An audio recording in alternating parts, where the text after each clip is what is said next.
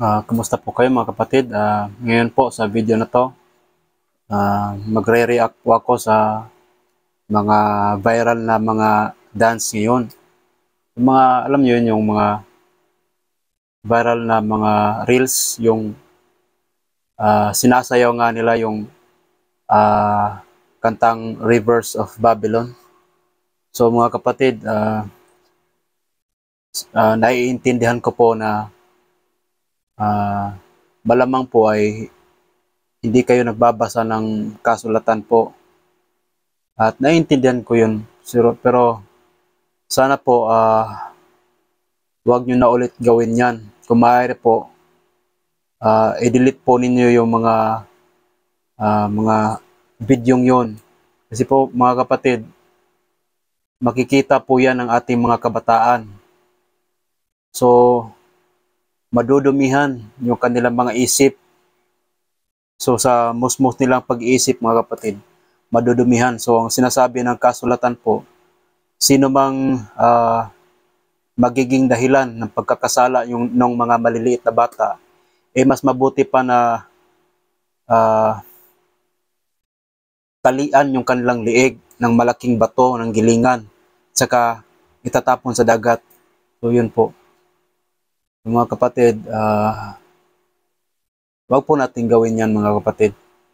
So kung hindi nyo alam, sasabihin ko po sa inyo, yung kanta na yan, Rivers of Babylon, yan yung mga panahon na yung mga Israelita ay nabihag, bubagsak yung kanilang bansa, yung exile nila. So dinala sila sa papuntang Babylonia. So habang nandun sila sa ilog, pinipilit silang kantahin yon, yung dito yun sa kasulatan, sa mga awit. So 137.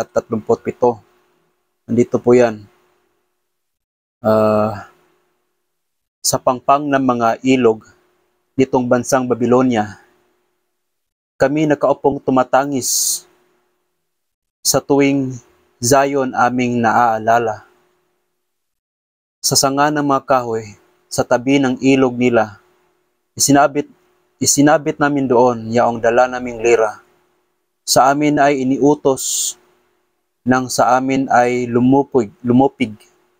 Naaliwin namin sila ng matamis naming tinig tungkol sa Zion.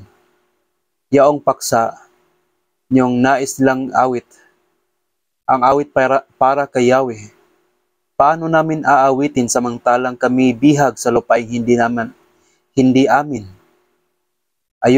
Ayaw ko nang ang lira ko'y hawakan pa at tugtugin. Kung ang bunga sa pagtugtog, limutin ang Jerusalem. Di na ako aawit pa. Kung ang aking sasapitin, sa isip ko't alaala, ikay ganap na limutin. Kung ang kaligayahan ko ay sa iba ko hahanapin.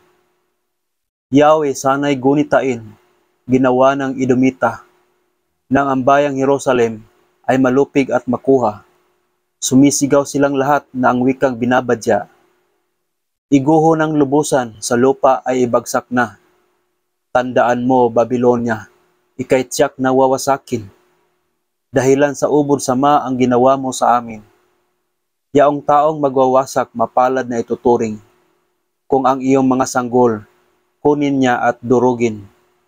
So, mga kapatid, napakalungkot po ng biblical passage na yan, yung Rivers of Babylon. Basahin niyo po, see it for yourself. So, inaanyayahan ko po kayo. Basahin niyo po yan. So, bago kayo gumawa ng dance moves niyan. So, nakakalaswa po yung ginagawa ng iba. So, hindi ko talaga nagustuhan po. Paano naman po kapag may anak kayo? Paano kung nakikita yon? So, yung mga ginagawa nyo, tinatakpan yung pribadong parte po ng ulo ng nasa harapan. No? So, hindi maganda po yun mga kapatid. Bakit nyo ginagawa yan? So, iniinsulto ninyo po ang mga Israelita noong unang panahon. Ang mga sinaunang Israelita po. Iniinsulto po ninyo. Tandaan nyo po, yung mga Israelita, mga kapatid pa rin natin yan. So sila pa rin, wag niyo kalimutan mga kapatid, sila pa rin ay mga sila pa rin yung mga ano po, pinili ng ating Panginoong Hesus. Sila yung bayang pinili nila. So, wag po niyong kalimutan mga kapatid, na dahil sa kanila po, tayo ay naging parte na rin po ng sa katauhan ng Diyos. So, wag niyong bastusin po yung ating mga kapatid na Israelita.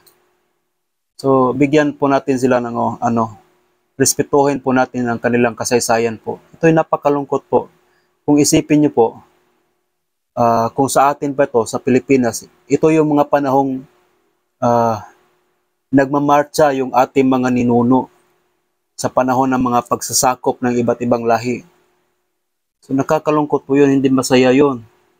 Bakit nyo ginagawang katuwaan ang kantang yan? So dapat tiningnan nyo muna bago nyo gawin. So naiintindihan ko po, siguro hindi nyo alam, naiintindihan ko kung bakit nagawa nyo yan. Sana po, huwag nyo nang ulitin. So, please lang po, nakaka-insulto po kayo sa ating mga kapatid na Israelita. So, yun lang po yung sa akin. So, gusto ko pong malaman ninyo na huwag ninyong kalimutan na sila pa rin ay yung pinili ng ating Panginoong Diyos. Tandaan niyo po na magagalit po ang Diyos sa atin yan. So wag niyo nang ulitin yan. Kung maaari po, burahin niyo na yung mga videong ginawa ninyo.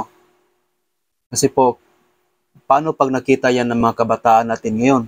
So madudumihan yung kanilang pag-iisip, sa musmos nilang pag-iisip, madudumihan yun. So, nasa kasulatan po, ang sino mang taong magiging dahilan ng pagkakasala ng mga maliliit na bata, mas mabuti pang sila'y talian ng isang malaking gilingan ng bato at saka itapon sa dagat. So, hindi nakakatuwa yung mga kapatid. So, paano kung magalit po sa atin yung Panginoon? Tapos tayo lahat. So, mga kapatid, humingi kayo ng magdasal kayo sa Panginoon po na sana'y na hindi nyo na uulitin yan kasi nakakalungkot po yan mga kapatid. Try nyo basahin nyo po sa mga awit 137. So yun lang po mga kapatid. So salamat po sa inyong lahat at sa inyong pangunawa. At ako'y nagsasalita po lamang, so hindi ko po kayo iniinsulto. So ito isang paalala po para sa ating lahat. So, mag-ingat po tayo sa ating mga gagawin na hindi makakasira po sa ating bansa, sa ating mga kapatid, lalong-lalo sa ating mga kabataan. So, salamat po sa inyong lahat at see you to my next video. Bye-bye.